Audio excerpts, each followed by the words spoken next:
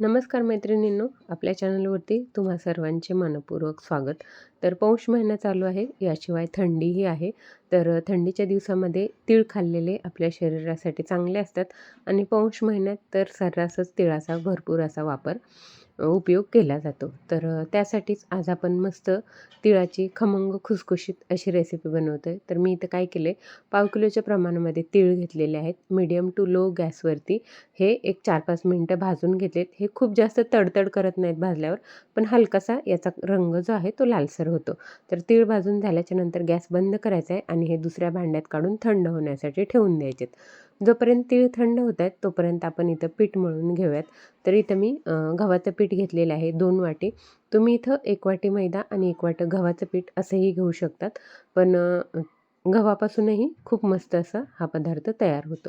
तर मीठ टाकलं यामध्ये मी थोडंसं आणि जशा प्रकारे आपण चपातीला कणिक मळतो तशी मऊसर अशी कणिक मळून घ्यायचे आणि हे मुरण्यासाठी एक 15 ते 20 मिनिट आपल्याला ठेवून द्यायचे. जोपर्यंत पीठ मळत होतो तोपर्यंत तीळ जे आहेत ते चांगले गार झालेले आहेत. तीळ आपल्याला संपूर्णपणे गार करूनच घ्यायचे आहेत. तर तीळ थंड झालेले आहेत. हे आता थोडं बाजूला ठेवायचे आणि मिक्सरचं भांडं घेतलं मी. तर इथं भाजलेले शेंगदाणे आहेत माझ्याकडे. तुमच्याकडे भाजलेले नसतील तर भाजून घ्या.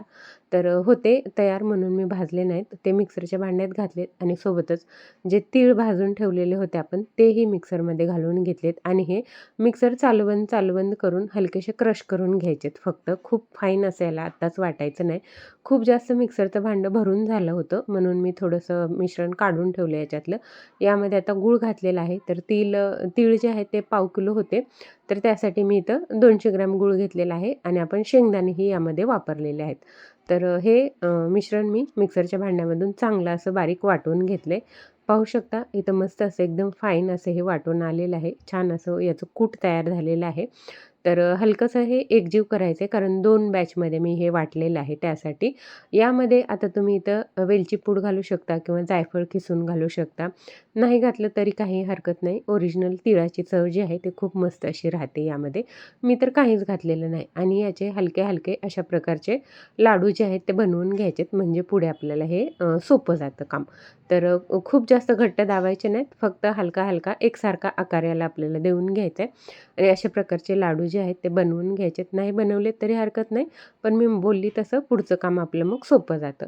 तर हे लाडू बनवून मिश्रण आपलं तयार आहे. तोपर्यंत जे आपलं पीठ मळून ठेवलं होतं तेही आता चांगलं मुरलेलं आहे. तर तेलाचा हात लावायचा आहे पिठाला. इथं आता पाणी आपल्याला लावायचं नाही आणि तुम्ही ज्या प्रकारे म्हणजे चपातीला पीठ पाहिजे तुम्हाला तशा प्रकारचं पीठ मळून घ्यायचं आहे. घट्ट पातळ हे आता तुमच्या ह्याच्यावरती आहे. शक्य तेवढं तर पुरणपोळीसारखं असावं पण खूप पातळ नसावं. तर चपातीला जसं आपण सॉफ्ट मळतो तसं मळलेलं आहे आणि तेलाचा हात लावून आणखीन हे एक वेळेला मऊ करून घेतलेलं आहे. चपाती करते वेळेलाही असंच करायचं आहे म्हणजे आपली चपाती छान अशी मऊसर होते. तर पीठ जे आहे ते छान मस्त असं मी इथं मळून घेतलेलं आहे. पाहू शकता एकदम सॉफ्ट असं हे पीठ तयार आहे. आता आपण लगेच इथं आपला जो पदार्थ आहे ते बनवायला चालू करूयात. तर इथं काय करायचं आहे, या पेट्यातला एक कुंडा तोडून घ्यायचा आहे छोटासा. सुक्या पिठामध्ये बुडवून घेतलेला आहे तो आणि अशा प्रकारे त्याची छोटीशी पारी करून घ्यायची.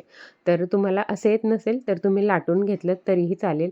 जे तिळगुळाचे आपण लाडू बनवून ठेवले होते ते अशा प्रकारे एक लाडू घ्यायचा आहे, यामध्ये घालायचा आहे, हलकासा एकसारखा करून घ्यायचा आहे आणि याचं जे आहे ते बंद करून घ्यायचं आहे तोंड. पाहू शकता या प्रकारे तुम्हाला ज्या प्रकारे सोपं जाईल त्या प्रकारे तुम्ही करू शकता. वरती कणिक जर जास्त वाटली तर ती काढून घ्यायची आहे आणि अशा प्रकारे याचा उंडा जो आहे तो तयार करून घ्यायचा आहे.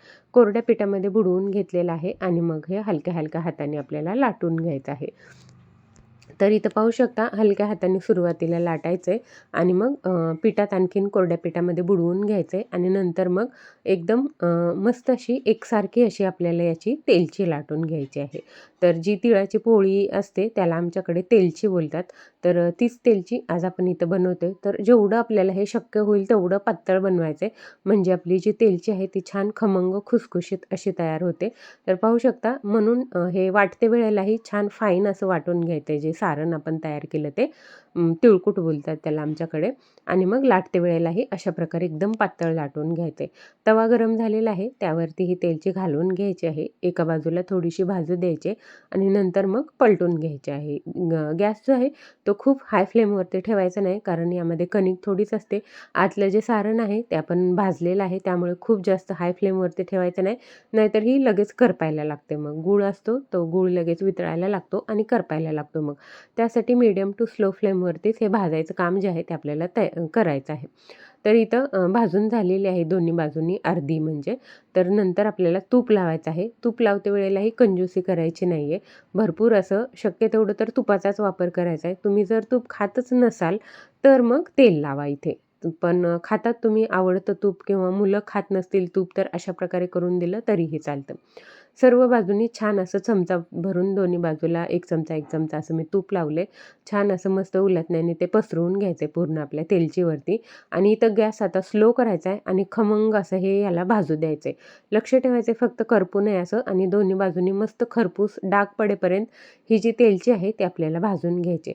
तर अशा प्रकारची ही तेलची जी आहे पाहू शकता, जशी जशी भाजत जाते तशी तशी मस्त ही कडक होत जाते आणि नंतर मग काढायचे आणि कुठलीही जी जाळी असेल तुमच्याकडे त्या जाळीवरती किंवा जे आपलं टोपलं असतं त्या टोपल्यामध्ये ठेवलं तरीही चालतं. ते काढून थंड होण्यासाठी ठेवून द्यायचे. जोपर्यंत पहिली आपली तेलची थंड होते तोपर्यंत दुसरी तेलची आपल्याला लाटायला घ्यायचे. सेम त्याच प्रकारे लाटायचे. लाटते वेळेला पीठ लावताना कंजूसी करायची नाही कोरडं पीठ लावताना. जर खूप जास्त तेलचीवरती पीठ दिसायलं तर शेवटीला मग ते रुमालाने आपण पुसून काढू शकतो किंवा झाडून काढू शकतो. पण जर खूप कमी पीठ लावलं तर ती पोळपाटाला चिटकून फाटू शकते, याची दक्षता घ्यायची. तुम्हाला जर एवढी पातळ नाही लाटता आली तर जेवढी तुमच्याच्यानं शक्य होईल पातळ लाटणं तेवढं पातळ लाटण्याचा प्रयत्न करायचा आहे आणि अशा प्रकारची छान अशी खमंग अशी तेलची जी आहे ती आपली इथं लाटून भाजून मस्त अशी मग तयार होते. तर सेम याच प्रकारे पाहू शकता तुम्ही, मी मस्त अशी पातळ लाटून घेतलेली आहे. तव्यावरती घालून ती भाजून घेतली हलकीशी. मग तूप लावलं आहे मस्त त्याला दोन्ही बाजूंनी. आमच्या घरामध्ये तर तूप सर्वांना आवडतं, त्यामुळे मी इथं कंजूसी करत नाही तूप लावायला. तर जसं मी सांगितलं तसंच सेम तूप भरपूर लावायचं आहे. तर जी पहिली आपली भाजलेली होती ती पाहू शकता मस्त अशी कडक खमंग झालेली आहे. तर ती बाजूला काढून ठेवायची आणि नंतर मग दुसरी यावरती थंड होण्यासाठी ठेवून द्यायचे. शक्य तेवढं न्यूजपेपरचा वापर तुम्ही करू नका यासाठी, कारण गरम पदार्थ न्यूजपेपरवरती टाकायचा नसतो.